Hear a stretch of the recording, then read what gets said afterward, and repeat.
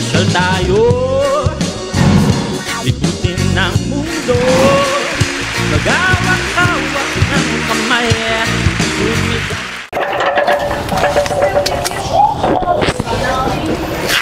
Pinubre o simple way of living.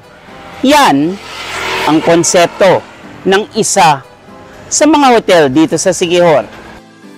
Karaniwan tuwing tayo ay namamasyal, mga magagarang hotel, resorts o Airbnb ang ating pinipili na matutuluyan. Ngunit bakit minsan di kaya natin maisip na manuluyan sa isang simple o subukan ang simpleng pamumuhay o pinubre kung tawagin? Pinubre living means yung pinubre comes from the word poor living. Yeah, parang poor living, parang simple living, island living, parang ganun. Ang goal ko talaga is more on native, more on ano talaga yung mga bahay kubo ng mga taga-Siquijor dati, different from where you come from or from the other accommodations. Yan talaga. Eco-friendly living. Dito sa Siquijor, kilala ang simpleng pamumuhay. Unang-una dahil maliit na isla lamang ito. Marami mang mga turista sa panahon ngayon, ngunit dati ay napakasimple lamang ng buhay dito. Dati, kami lang tao dito, yung palagi kaming maririnig na ay Boracay, Bohol, Panglao, Cebu, yun ang talaga ang mga destinations dati. Like ngayon, parang Siquijor is one of the prime destination for tourists na. At yung advantage is of course the economy. Mga tao dito marunong na mag-business ng mga tourism inclined business. Of course, previously, marami na kaming turistang pumupunta dito. Usually mga whites pa, mga puti pa. Ngayon lang ay yung na-encounter namin yung mga from Manila, from different parts of the Philippines na pumupunta dito. Pero ano nga ba ang istorya nito? Actually, supposedly mag-open kami way back 2020, but a month after it was locked down at around February 2020, ganon. But yung mga kubo ko is like 4 sila dati. Since 2015 ginawa ko na paisa-isa per year kasi walang masyadong pera, walang masyadong kapital.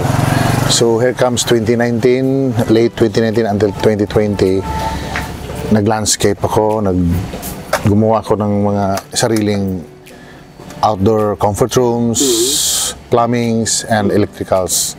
So yun, at yun na nga, after a month, nag-lockdown. Actually, it comes from the word like kubo, kubo ni Kapitan. Yan. Kasi in honor sa lupa, sa kanya to, sa papa ko. Kung ating mapapansin ay puro mga lumang materyales, kagaya ng kahoy at mga recycled na bagay ang ginamit para mabuo ang hotel na ito. Sa liit ng lugar ko, ginawa ko na lang na a sort of bodies of water na lang. So, yung mga recycled refrigerator na mga empty, parang pang junk shop na, ginamit ko na lang. Binili ko like at around 300 pesos each. Tapos nilagyan ko ng trapal, nilagyan ko ng fountain. Yung sabi ng mga guest ko, naka-relaxing yung ingay ng tubig. Kung titingnan natin, dahil sa mga recycled materials na ito, ay mas naging maganda pa nga ang itsura ng lugar na ito. At nagbigay pa ng kakaibang vibes.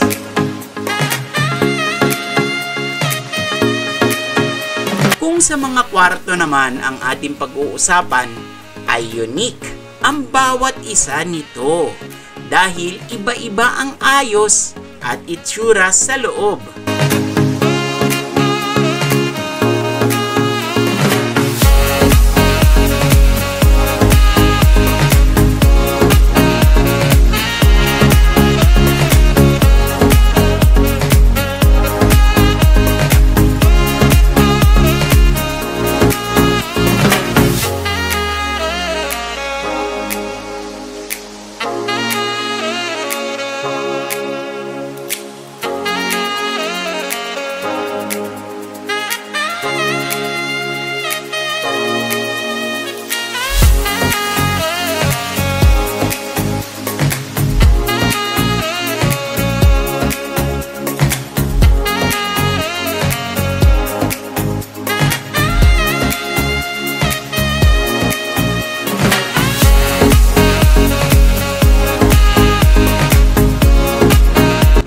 pa sa nagustuhan natin dito ay ang kanilang unique na banyo na outdoor style.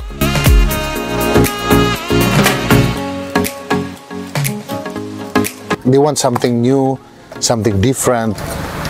Although maingay dito, although maraming aso, maraming roosters, yun ang complaints mostly nila, pero yung uniqueness ng ng stay nila, walang aircon, kasi ang gusto ko talaga lesser energy, tapos yung hangin through and through lang, so walang masyadong init. So outdoor yung comfort room ko.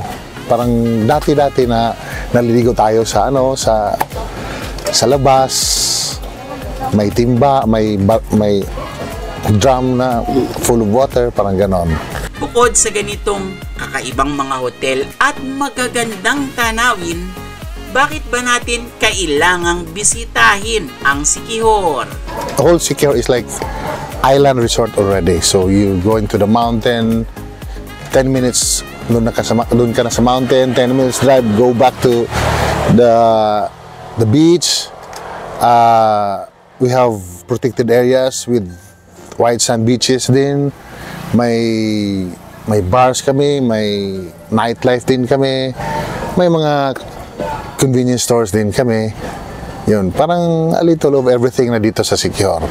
At saka yung mga tao dito sa Siquijor, hospitable talaga yung mga tao dito, friendly sa mga tourist. Pag tourist ka, sabi nila, hello, saan punta nyo? Doon. Parang very welcome yung mga turista dito. Grabe! Dahil sa ganda at uniqueness ng hotel na ito, ay mas lalo tayong na-in love sa Siquijor. Hi everyone, I'm Patrick John Marchan. I'm inviting you to please come to Siquijor and experience our accommodation, Payag ni Kapitan. Experience Pinobre living. If you want to experience this kind of very unique pinubre or simple living, pagpunta niyo sa Siquijor, huwag niyong kalimutan ang Payag ni Kapitan. O ano, tara! Pasyal tayo!